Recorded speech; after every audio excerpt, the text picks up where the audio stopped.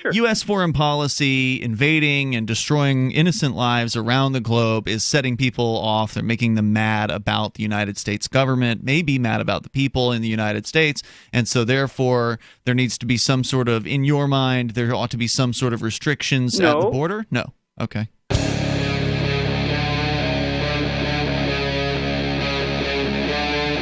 Free Talk Live. Let's go to Mike calling from Wisconsin. You're on Free Talk Live, watching us on twitch.lrn.fm. Go ahead. I just kind of wanted to pose this out there because this is something that I've kind of had, just ruminations on. I know that, Ian and the bulk of the participants on the show will probably identify themselves as, voluntarists. I don't know how Laurel would identify herself. I'm still working on that, actually, because it seems to be in transition. Aren't we all? Yeah, and so, on a certain level, like, free people should have no boundaries. Like, I absolutely agree, right? We should be able to traverse the earth as we see fit, so long as we don't. That would be the ideal in an ideal world. I would love it if that was practical, but I think there are some practical issues with that. Yeah, and I can kind of see that, and I'm kind of posing this question to kind of help, stick a jump button on my further understanding of the philosophy. In a petri dish, I'm kind of with you, Mm-hmm. But what happens when after how many dozens of decades of disastrous foreign policy and the not necessarily the hatred of the entire world, but there are large segments of populations across the planet that do not think highly of the people that reside within these borders, mm-hmm. and or the government, and so on one level, it's like I don't necessarily blame Donald Trump for wanting to build a wall. However, I'm kind of caught between the two because we've pissed off so many people that if the border is as porous as the mainstream media would like us to think it is, which it may be, may not be. It is. Then like, how do we like we're stuck living here, and the no, if you have enough money, you can leave. Well, I for one do not. Yeah. I, for one, do not. You can buy a pass out of the country if you have enough money. So, I mean, are you saying that? Let me see if I'm understanding what you're saying so far. So, you're saying that sure. U.S. foreign policy, invading and destroying innocent lives around the globe, is setting people off. They're making them mad about the United States government, maybe mad about the people in the United States, and so therefore there needs to be some sort of, in your mind, there ought to be some sort of restrictions at the border. No. Okay. No, not necessarily in my mind that I think that.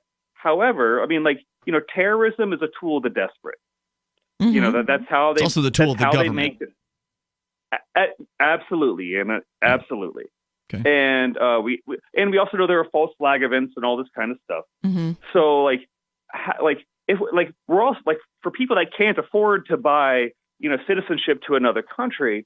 And I mean, I live in Wisconsin. Like, I don't fear Canadians all that much, and chances are, coming across the southern border, those people might have a lot more to fear in terms of these, nefarious actors. There's not really any evidence for it. The border. There's not really any evidence for it. No evidence for what? Well, the fact is, I think it was the American Conservative magazine did a long piece about immigrants and statistics, and saw that they're less likely to actually commit violence than even native-born people. Well, legal immigrants have a very low crime rate. Even illegal ones. It's higher if you than exempt most Americans. If you exempt the crime of crossing the border without asking for permission. Right. If you're only looking at actual violent crime, right. then it's actually lower than native-borns, even among people who are so-called illegal. There are places in the United States that have extremely high violent crime rates. Mm-hmm. If you Chicago or Baltimore. If you and it's actually only about, I think, 2% of the neighborhoods. When you remove those 2% of the neighborhoods out, then you get a different number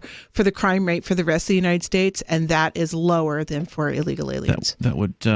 Well, so, and my question is do we just take the complete laissez-faire attitude of just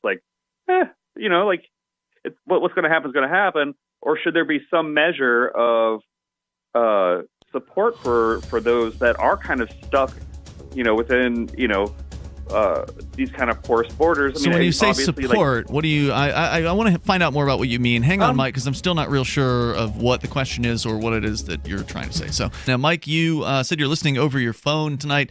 Wanted to have you explain a little bit more about what your purpose of calling, what point you're trying to drive at, or the question that you're trying to ask. It has to do with immigration. It has to do with freedom to travel. But the fear, I've heard some, sort of the fear of the United States government creating terrorism out in the world, and basically making terrorists who hadn't been terrorists previously by killing their family members, for instance, in bombing raids against innocents. It sounds like you're saying it's our fault that people are killing us. That it's the United States' fault. Yeah, it's the U.S. government's fault. To some extent. Yeah, it's called blowback. Not our fault. Ron Paul wrote a book about it. Yeah, so the idea is, obviously it's the fault of the killer who sets a bomb off, right? Like if there's a suicide bomber, they're the ones doing that killing, right. But they wouldn't have done the killing had their own family likely not been eradicated from, the planet by a bombing raid by the United States federal government. In the same way that if the way you can get Americans to admit this is to ask, well, if the Red Chinese started bombing your neighborhoods, would you want to go over potentially, let's say your whole family got eliminated by a Chinese bombing raid? Would that potentially make somebody from the United States want to go over to China and bomb some targets over there? And most of them would say, yeah, that would make them want to do that. So violence begets violence, and that's just sort of the history of the world. That is the history of the world, and it goes back and forth. And so it quite takes often, one person to break the cycle. You gotta stop it at some point. You have to accept whatever it is that's happened, forgive the person who did it to you, and move on with your life. Because if you just turn it right back around against them, it's going to come back against you, and then it keeps going until you're dead. I agree with you there that we should stop doing things that would not be. We should stop doing things that are morally wrong. And you mean the government, right? Yes, correct. Presumably, you and I aren't doing things morally wrong. Well, I am, but that's your problem. But we are talking about doing things in other countries. So you are correct. I agree with you there. Yeah. However, until that has an effect, we do have to be careful about terrorists coming into the United States. No, you don't. I don't think. Oh, we don't? No, you don't. Because if at least if you're in a place like New Hampshire where you can own guns and you can own weapons to defend yourself and your loved ones and your neighbors, then no, you don't have a problem with terrorism, because any sort of incident is going to get stopped real fast. If somebody tries something, we like don't need somebody carries a backpack onto a bus and leaves it under a seat, and you're packing a gun, and that bomb goes off. No, there's nothing you can do in that case. But in a lot of cases, you're going to be able to do something about it. And the fact is, somebody can put a backpack bomb on a bus anywhere, anytime, and there's no way that, I'm sorry, I don't want to have a TSA at every single bus station. Yeah, neither do I. I don't want to have a TSA at every single parking lot. I don't want to have a, Border Patrol at every, main intersection or whatever. I don't want to have checkpoints as I go to work. I'm not interested in those things. And that means that you're taking risk, right? Because if you don't have a bunch of men with guns around. If we didn't have the government enforced nonsense with the security, we would probably have some kind of real security, because people would be able to choose between, like, let's say there was a bus line that had a scanner and bus lines that didn't. You would be able to opt, with the bus line that, for example, maybe allowed open carry, but also had scanners to because we have so many choices of buses out here in New Hampshire. Well, no, I suspect that if there were going to be such a choice, it would only happen in the market after bombings started, right? Like if there's no bombings, then why is a bus line going to install security, right? But if there are bombings, then all of a sudden, like remember the TSA? Would you think the TSA just happened out of nowhere? Do you remember the Washington D.C. shooters from like a decade ago? Yeah. The two guys that were from the trunk of the car, right? So they were shooting people from a long distance with a rifle, and so nobody knew where the shots were coming from. They were shooting people at gas stations, right? And so we were actually on the air during this thing happening, and we were covering it and talking about it. And what was interesting was how the marketplace came up with security that was actually effective, right? Because gas stations would like to stay in business, and if their customers are getting shot while they're pumping their gas, then that's going to mean those customers are likely to not come there because they're going to go outside of the area or something because they're worried about getting shot. But the gas stations, I remember one of them had like these drapes, almost like bulletproof drapes that they ended up installing over the kind of the gas pump area, to where you can pull your car in and you could pump, and whoever it was that might be looking to shoot at you wouldn't be able to see where you were at the pump. So the marketplace came up with a protective method. In the case of buses, they would come up with whatever they needed to keep their customers safe. The gas stations came up with what they needed to keep their customers safe. And the ones that didn't lost business to the ones that did. So I don't believe, as far as security is concerned, I don't believe in the government providing security, because it's always going to be one size fits all. It's going to be garbage like the TSA. It's going to cost way too much money, and it's not going to be effective. So why not just let the market do it? Well, for the visas, I mean, we can argue about the TSA, because I do agree that they're not as effective as they should be. But well, and a lot of it is security theater. Yeah. But a lot of potential terrorists are caught when they're applying for visas, and they're denied visas to get into the country in the first place, and they pay an application fee to have that review, so it doesn't cost the taxpayer anything. Are you saying we should get rid of that layer of security? I think the whole government should go away. I mean, I think the whole federal government is useless and evil, and it hurts peaceful people. And what about all the people coming from other countries who can't afford the application fees, who literally work for months and months, if not years of their lives, just to get the application fee scraped together so they can then have it rejected? Right. Not because they're a terrorist, but just because they got it rejected for whatever reason. And this is really a case, one of those cases, too, where the government comes along, breaks your legs, and says, we can really help you with that. Yeah. You know, Now it's the you same need thing. us. The whole reason why we need... The government, I'm sorry, we're talking about visas. Yes, okay. So why the are whole we not reason talking why about we breaking would need legs? this visa review in the first place is because we've been bombing the Middle East since the 1960s. That's not the only reason we need the visa That's review. one big reason. There It's weren't one even big reason, passports 'cause- before World War II. Yeah. The reason why people want to come and kill Americans is because we've been killing their families for over 50 years. But the terrorism isn't the only reason why we need to be I think controlling it's the the reason borders. that most people would cite about the borders. I don't think that it besides is. drug gang violence, which is also, again, the government breaking people's legs and then coming in to say that they can fix the problem. Right, that's drug prohibition leads to gang violence. So what's There the other wasn't a issue drug- that is what's the fear mongering? You know, the other issue that people need to be afraid of with the border. Well, I wouldn't call it fear mongering. It's just the fact that there would just be too many people coming into the United States. The population According to would who? increase Why? too quickly. Because of According to welfare, the Gallup another government poll. problem where they break your legs and then tell you they can fix it? Okay, well, they're not breaking anybody's legs. So it's the He's not Gallup being literal. poll Yeah. It's a metaphor. said that there was a study done around the world of if people could move to the United States, would they? And 158 million people said that they would come to the We United got States. plenty of room. We don't have the infrastructure for that many people. That gets built when people show up. Yeah. Overnight? Creates It won't be jobs. overnight. No, it won't be overnight. Right. It would take a long time. We haven't built Yeah. the infrastructure for People the aren't people that gonna we be We have able had to here lots get now. more people to build infrastructure as they came in and, Right. they get Yeah. a job building the market's, infrastructure. So the we're market's gonna- an amazing thing. Like, you either believe in the market and freedom or you don't. And you think that there needs to be control and some bureaucracy to tell everybody what to do. And it sounds like you believe in the latter. For infrastructure, for things like bridges and dams and levees, it's going to have to be the government. I Really? don't think it's practical. Is for it the people government to that do builds the bridges? No, it's not. It's private They companies that hire build bridges. contractors. But they have to get the taxpayer money. Don't they don't? They're not. If somebody wants to get somewhere, then somebody will figure out a way to get there. Maybe it'll be the companies on one side of the road versus the other ones. You know, the companies want to have the bridge built so they can get customers over to where it is that they are. There's I mean, a lot of who places knows? where bridges are not cost effective. Then maybe they shouldn't be built. Then you just wouldn't have people living out there. Right. Okay. Well, it's going to be Why more should of a we problem. subsidize? Sorry. Why should we subsidize a bunch of rich people to live out in the middle of nowhere by paying for their bridges for them? Why shouldn't they have to pay for their own bridge? We got more coming up here. Mike, I'm sorry we've been dominating the conversation. We'll try to bring you back in here in a moment. Stand by if you want. Toll-free number here is 855-450-FREE. That's 855-450-3733. There's nothing the government does today that couldn't be done more effectively by open competition in a free marketplace, in my opinion. There's more on the way, though. You can take control and bring up what you want here on Free Talk Live. When things are getting heated here in the studio, Ian and Johnson, on the side of immigration freedom, the side of we don't need the government to build bridges, basically the voluntarist viewpoint. And then, Laurel, you're kind of taking, I don't know, a small government view? Yes. Okay. So you think the government ought to do border patrol, checking visas and things like that, and building bridges and, police, courts, that kind of thing? Is that kind of your... your gig? Yeah, the government should keep us safe as much as possible. Which they have no obligation to do. Which they have an obligation to do. No obligation. No obligation. Correct. I think that's one of the main purposes. Well, my son says that the purpose... The Supreme Court disagrees with you. My son says that the purpose of government is to fund the military. That's the reason government exists.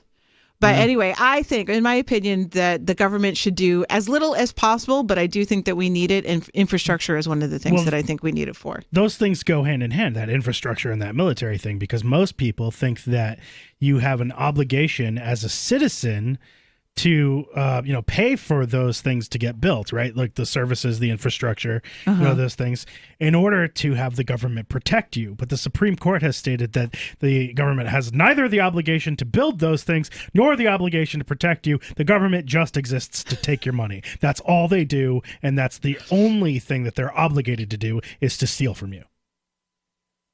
Well, they will do a bridge, to show that they're you need to give them money. They're useful. But they don't have to do that. Right.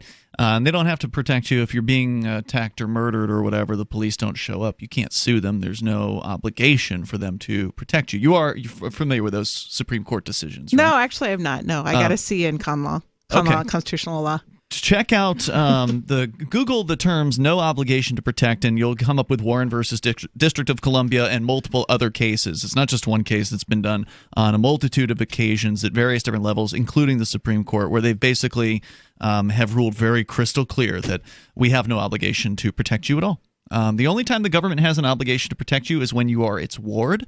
So that's the one exemption. If you're in prison? If you're in prison, right? So if you are in their facility, they then have an obligation purportedly. And nobody ever dies in prison because of neglect or mistreatment.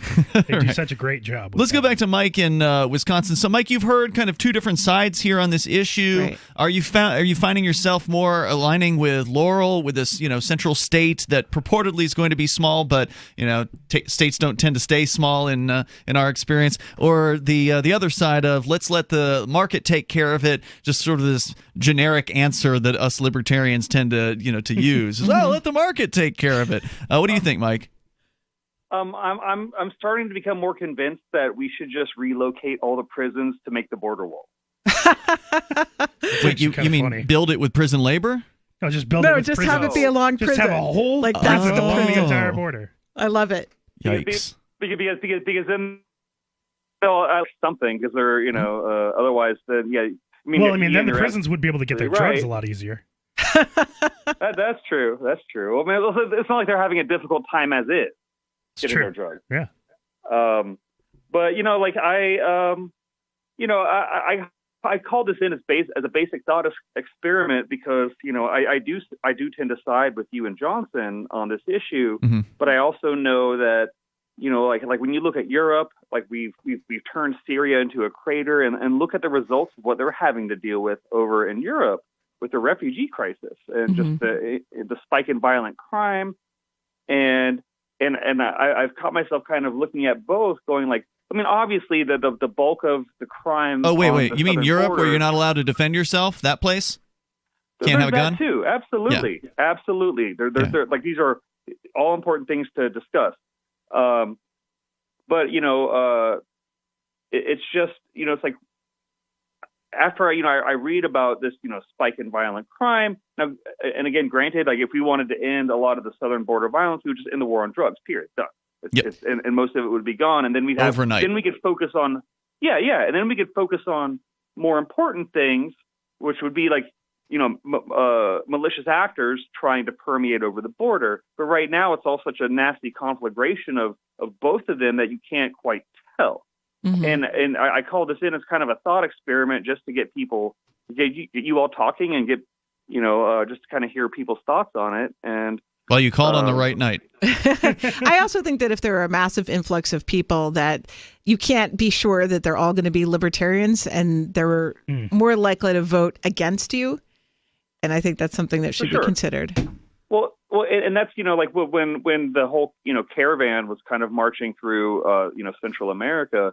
This is kind of one of the thoughts that came through my head. Is on one level, I'm just kind of like, well, if we just ended the drug war, everything, most of these, like if we stopped ruining and overthrowing governments in Central and South America, a lot of this wouldn't be our problem. But because we are the meddling nation that we are, it kind of becomes, to a certain extent, this government's problem. And how do you balance, effective blowback from the government's stupid decisions versus the lives of the people that are kind of unfortunately in the way? Well, what you do is, in my opinion, you don't punish people here for the stupid decisions of the government, which is what the people who, support border controls and, internal checkpoints and searches and all these things that they supposedly need to do to protect us, when the reality is they're just taking away our freedoms by doing all of those things. So to me, the most moral approach, if you're going to have a government, and that's not a moral thing to do if it's a coercive agency of monopolistic force, the most moral thing to do is to withdraw the United States military from every military base that they currently occupy around the world. Agreed. And make some sort of statement like, hey, we screwed up, we're sorry, we're going to leave now, and we're going to keep our military back in the United States. We're no longer going to be bombing anybody around the world, so sorry about that. We're just going to stop now. And that's not going to necessarily end all the consequences immediately from what the government has already done in other people's lives, but at the very least, it will signal that things will change for the future, and that, I think, will reduce any chances. Because, by the way, despite all of the murders that the government in the United States has committed, the killings of innocents around the Middle East and elsewhere in the world, there's been a surprising lack of terror strikes in the U.S. Yeah, the FBI can find some kind of patsy every now and then that they basically manage to convince to commit a terrorist act, which they otherwise probably wouldn't have done on their own.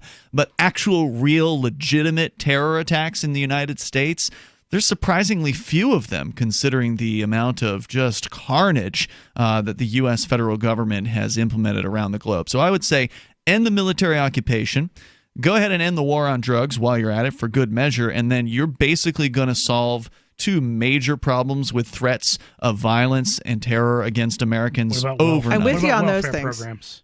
What about welfare? Yeah. What do you about mean? the social safety nets? Well, yeah, because then if we don't run those things, then people are going to come here. There's going to be too many people. No, I agree with you. Those things need to be ended too. But it seemed that the conversation was more about the terrorists coming here rather than the welfare recipients coming here, because there's two types of scary stories about people coming across the border. There's the dangerous killers, and then there's the people that just want to take welfare. We don't want any of them. Don't forget the dirty and the disease. Mike, good call tonight. Thanks for sharing. Thank you. That's the other one. Yeah, they're going to bring leprosy, or they're going to bring tuberculosis or whatever. Which they do.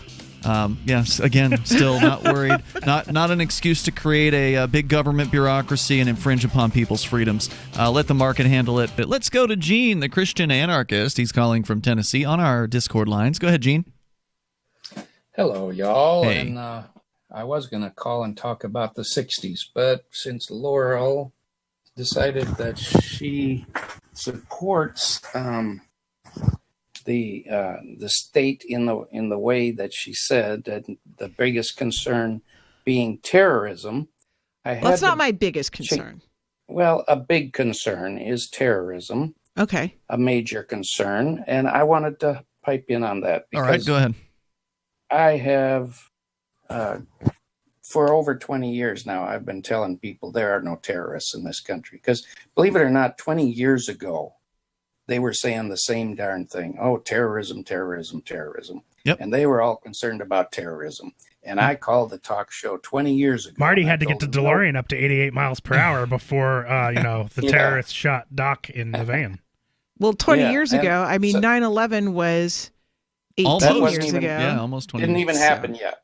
Hadn't even happened. But it was. But I called the talk show 20 years ago, and because they were talking about terrorism, I said, look, the biggest threat to freedom is not halfway across the planet. It's right there in Washington, D.C. I said, you want to worry about terrorism? There it is. But if there were terrorists in this country to any great number at all, now I'm not saying there's zero.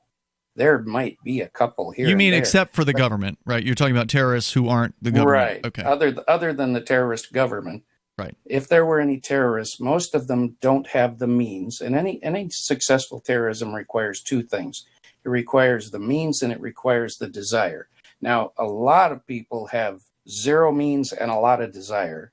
And some people have a lot of means, but they don't, the people that have the money. All it takes is a car, and you run the car into a crowd, which has happened several times. Right. Which is an argument that I use to show people that there aren't any terrorists here. That's right. Because if they were, because the government's doing a good job of not getting them visas. No, that's not it. If terrorists were here in any numbers, you would hear of trucks running through crowds. You would hear of school buses exploding. But Gene, what she just said was it's because the government is stopping them from coming here.